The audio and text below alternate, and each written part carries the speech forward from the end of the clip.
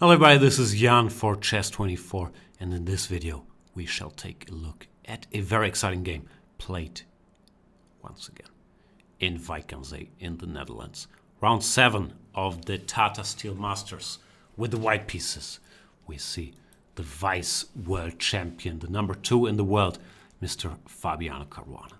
On the black side, Maxime Vachier-Lagrave, French number 1, world number 5, 6, 7, depending what list you check. I think on the live list he's currently number 7, and more importantly, leader or co-leader in the candidates tournament that was stopped halfway but will eventually continue. So a very likely challenger for the world champion Magnus Carlsen in his next world championship match. Fabiano Caruana, one of the best prepared players in the world and a very heavy hitter with the white pieces, goes for 1 e4. Maxime Vachier-Lagrave is pretty well known for sticking to his guns. Against e4 he plays the Najdorf, against d4 he plays the Grunfeld, and he does usually not deviate all that much. Caruana for years has had some trouble fighting against the Najdorf, which is this opening in the Sicilian that occurs after the move a6, which has been staple in world-class tournaments ever since Robert James Fischer, Garry Kasparov, you name them. Many top players have left their mark on this opening. Caruana used to lose a lot of games here, including some against Maxime Vachier-Lagrave, but his score has improved over the last couple of years, and he has a very direct approach, especially when playing Maxime. He likes to show him some very direct sharp lines and try to use Maxime's one weakness, that sometimes move by move he's not as booked up as some of his other fellow world-class players. Maxime already got caught once in this line against Niels Grandelius earlier in the tournament, where after bishop g5, the most direct move in the position, he also went for this poison pawn variation with e6 followed by queen b6. e6, maybe I could mention once that e6 is more or less forced here. Not, I know there's knight b7 and so on, but usually black has a choice between e6 and e5, and in this position e5 is just not a good option, because with the bishop on g5, white would go knight f5 and exert control over these light squares in the center. The bishop would be very useful. So if you're confused, if you see these Najdorf games, why after bishop e3, let's say, people often play e5 and you never see it after bishop g5. It just doesn't work because the bishop would help control these light squares in the center already. So e6, f4, and queen to b6. Maxime sticks to his guns once again, goes for the poisoned pawn, trying to find out if it's really poisoned. It was poisoned for him last time he tried this in the tournament against Niels Grandelius, but surely he had fixed the line that was played there. Preparing for this game, Niels Grandelius had played f5, and after bishop e7, f takes e, bishop takes e6, knight e6, f takes e, bishop c4, knight bd7, bishop takes e6, knight c5. All of this might look very random, but is well known. Partly it's well known because it was already played between the two players in this game as well. Fabiano Caruana surprised MVL with bishop c4 here once. Grandelius went with bishop b3 in this tournament, and surely MVL had tried to plug all the holes that had occurred in these lines. But Caruana, and that shows his special class in the opening, he's one step ahead. He is not checking what homework you have done, but he's switching the line, and he goes for a little known move in this position relatively, the move bishop to e2. Of course, it's a very sharp position and everything has been explored, but bishop e2, Caruana figures probably not very high on Maxime's to-do list. The main move f5 as mentioned, then e5 had featured prominently in top-level practice, leading to very sharp play as well. And then there is a line bishop f6, gf, and bishop e2, which I'm not sure if this has been around recently, but it's also somewhat more popular than the direct bishop e2. In this position, knight to c6 is the move, and my theory is that when faced with the direct bishop e2, as Caruana played in this game, Maxime maybe remembered that after bishop f6, gf, bishop e2, knight c6 was the move, and he decided, I'll do this here as well. Which is not necessarily a mistake, but it makes play much sharper, much more direct, which might benefit the more prepared player, in this case probably white, who has come up with a surprise. The main move after bishop e2, and the move I would have liked to see, just to see what Caruana has in store, is the move knight bd7. Quite logical here as well. Giving support to this knight, so when it gets captured now, the knight can recapture, and also keeping an eye on the e5 square without allowing white to open the position by capturing here. There's more theory. I recall this line. I'm not sure if e5 is what Caruana had intended. f5 is certainly possible as well. But I recall this line from some very old textbooks, maybe some, I don't recall if it was John Nunn's book on the knight, or from probably the 90s. Leading to a mess, but modern computers, as you can see by the bar, think that black is doing pretty well here.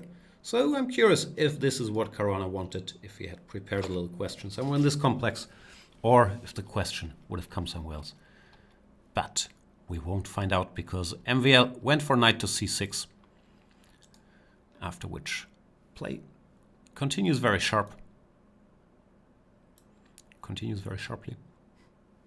Knight takes c6, b takes c, and pawn to e5, opening the position up before black finishes development, which is very logical. White is a pawn down, so he should do something direct. MVL tries to keep it close, goes knight d5. D takes e would not help with keeping the position closed here after takes. Knight d5, rook b3, queen somewhere. This rook would be quite impactful on the, what he calls the half-open f-file. So understandably, Maxime tries to keep it close, goes knight to d5. And here a surprise for me. When we were commentating this live, I was expecting knight to e4, which looks very much in the spirit. Trying to get to this d6 square, after which you get a somewhat forced sequence. Black should try to develop and pick up some material with bishop b4. After rook b4, queen b4, the position stays incredibly sharp, and computers even like this somewhat for white. After short castles intending knight d6 check. But probably Caruana was deep enough to know that this line, even though it's somewhat promising, black will probably hold move by move, and that he can pose more problems by doing something else. All of this is, speculation about metagame stuff, of course, but I do believe that Caruana was aware of this option and had checked that knight takes d5 is even nastier than knight e4. Knight takes d5 was still played relatively quickly, giving black a choice how to recapture c takes d or e takes d.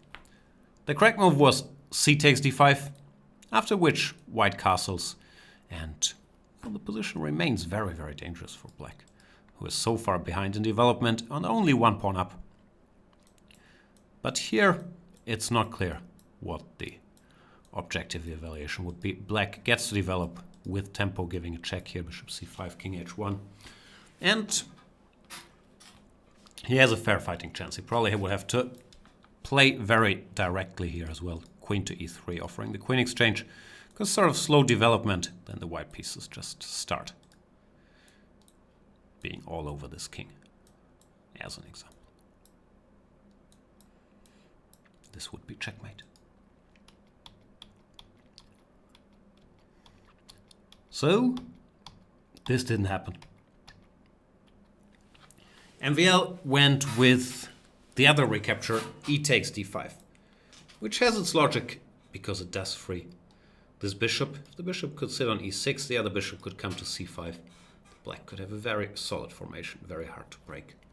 But it's white to move, and Caruana strikes with the star move of this game, which you probably saw on the thumbnail already. So it's less of a surprise. But if you haven't, then by all means pause the video, try to figure out what Mr. Caruana did here. Peter Leko spotted it in 3 seconds on the live broadcast when given this as an exercise. So, no pressure. It is a beautiful idea. Caruana realizes it's not about pawns, it's about stopping black from developing. And he played the fantastic move, pawn to e6 here, keeping this bishop locked up and thereby making sure that black will not castle easily. The king remains in the center. And it turns out, as you can see by the engine bar, that after pawn to e6, there's already no real defense for black anymore. The black king is just too vulnerable. Black pieces, all still on their starting squares, except for the queen, are not well enough positioned to do battle. And it's somewhat surprising, because it doesn't look like there's any direct attack. But there's just nothing to do. Bishop takes e6, for example, would just be met by castles. White is in no rush, finishes development. No, f5 is on the agenda. If bishop e7, trying to bring this king out, rook b7 check is very, very bothersome. Followed by f5. Can't do that. If not, you can't develop. This is pretty hopeless. F takes e6, trying to build a wall in front of the white, in front of the black king here, has its own issues. Peter Leko suggests just castles, which is indeed very good for white. You could also be more brutal, play pawn to f5. If this pawn gets captured, then all the files would be open, or half open. Against the black king, it would get checkmated in the center. So you can't take it, and if pawn to e5, trying to keep the position closed, then a check on h5 will gain in strength eventually. Just short castles here once again. There's no way out, Puff Daddy and the family. So Maxime, with probably a heavy heart, had to leave this pawn alive. Goes for pawn to f6, trying to keep the position somewhat closed. But this move has its drawbacks. It has its drawbacks as well. He runs into bishop h5 check, unbalancing the poor black king. Because if g6, now this pawn is loose. Bishop takes f6, rook g8, bishop g4. White is winning, so you can't play g6. If king to e7, white has another crushing move. Pawn to f5, saying, you know what, I would like to keep this pawn. If you want my bishop, be my guest. But queen takes g5 is checkmate.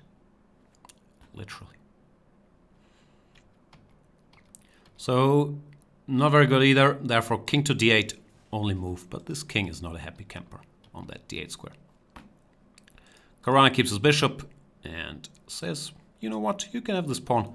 If you take it, I will castle. And then I will checkmate you. With all the pieces rushing into action. Would be hard to bet against that. Maxime, let's not forget, who is a world-class player, is used to tricky positions, is incredibly resourceful, comes up with a very nice move, plays pawn d5 to d4. Which, first of all, if castles, now he has queen e3 check, exchanging queens. If the pawn gets captured, he has queen a5 check. Grabs the bishop. So, what should white do?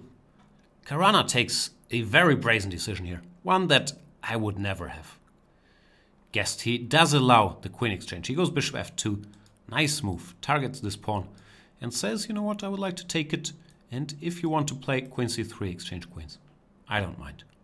You can do that. He had correctly evaluated that this endgame after queen c3, pawn to f5, favors him. White is only one pawn down, and with the pawn on e6 staying alive, this continues to be pretty terrible for black.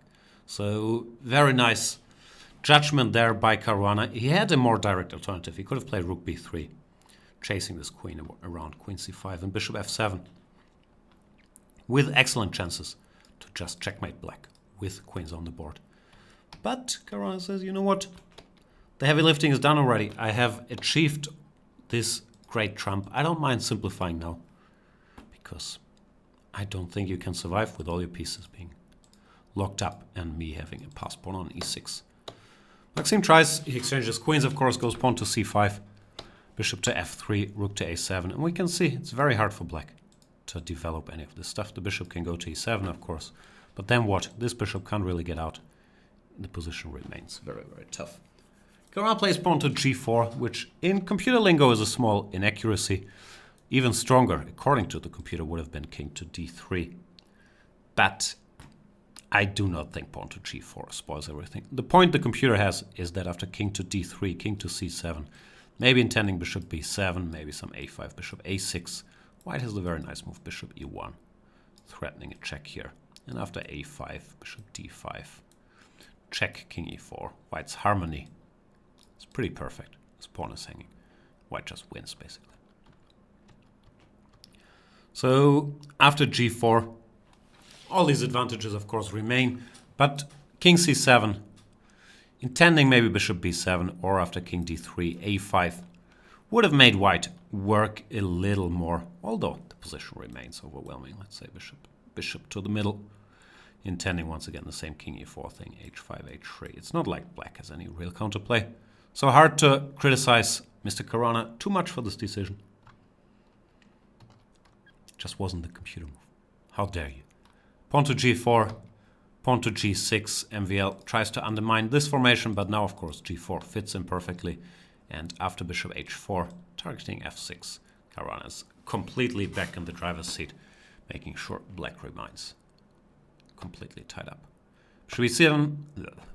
I struggle speaking today. Not sure if you noticed. Bishop e7. Rook b6. Keeping an eye on d6. h5, h3, h3. Everything remains protected. This rook is covered by this bishop. This bishop is covered by this rook. The pawns protect each other. You get the idea. White is a pawn up. No, white is a pawn down, but black is completely helpless. And Caruana doesn't have to do anything special anymore. The special thing was his homework and then evaluating that he could go for this endgame.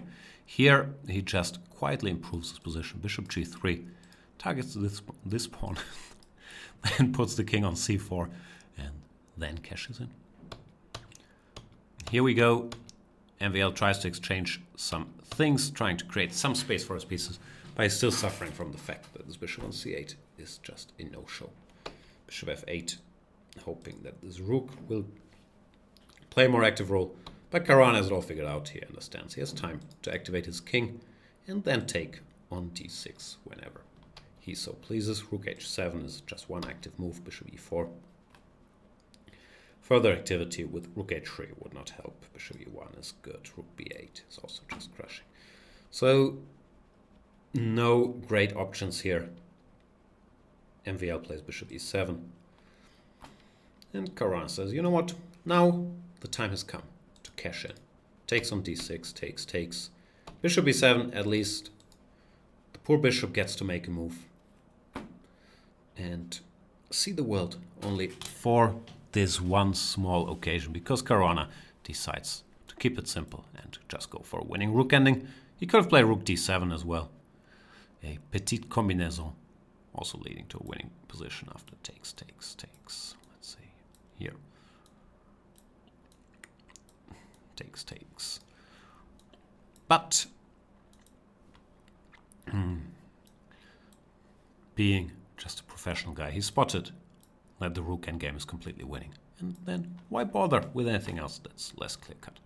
He just takes an a6. Black tries activity with rook b2, rook c7, rook a5, or any move really. Wouldn't be a lot of fun for black either. So rook c2, rook b2, king c5, rook c2, king takes d4. And turns out that the black cause is completely hopeless here. The king can't really move anywhere, has to keep an eye on this. And the rook will be overwhelmed trying to stop the white king from activating, fighting against the a-pawn. There's just nothing to do. Let's say rook f2. White would keep this pawn for now. King e4, rook e2, king f3. Let's say rook e5, king f4. Rook somewhere. Then push the a-pawn up the board. And eventually bring the king over here. When, black doesn't even have counterplay. Rook f1, a5. You can never even take this guy, because after king d6, the e-pawn now gets the job done. So the situation is hopeless, and of course, these world-class players understand that. Therefore, MVL resigns after king d4. In a way, it's the best position he's had for a while, but is also completely clear-cut and lost. So, resignation, second time for Maxime Vachier-Lagrave. That he gets caught in the opening in his favorite Najdorf defense, once again in this sharp line with bishop g5 and f4. Yeah, he will have some fixing to do, but as long as he wins the candidates tournament, I'm sure he won't mind the outcome of this game either. Caruana, on the other hand, would surely love to repeat the outcome of this game in the candidates tournament, where he's 1 point behind Maxime Vachier-Lagrave, if he could catch him there. That would mean a lot. For now, he's showing that his preparation is as top-notch as always. And if you don't want to know anything about the outcome of the other games, you should end this video here. If you do want to know, we'll briefly have a look at the standings. In the standings, we can see that Fabiano Caruana joins the leaders with this victory, now on 4.5 out of 7. And there we see two Dutchmen who both won their games today. Great day for Team NL, Anish Giri and Jordan van Foreest, with victories against Niels Grandelius and Arjan Tari, respectively. Arrive at +2 as well. The world champion continues his streak of frustrating draws, makes another one against Pantalya Harikrishna, is now half a point behind the leaders, as is his opponent Harikrishna. Andrei Yesipenko also joins that group in his debut, wins a nice game against, who was it? Radek Wojtaszek with the black pieces. So strong showing for the Russian youngster as well. Niels Grandelius providing a lot of entertainment. 2 losses, 3 wins. Goes down today. And well, you can read the rest. So, that was our game of the day. Fabiano Caruana doing business. Thanks for watching. See you in the next one.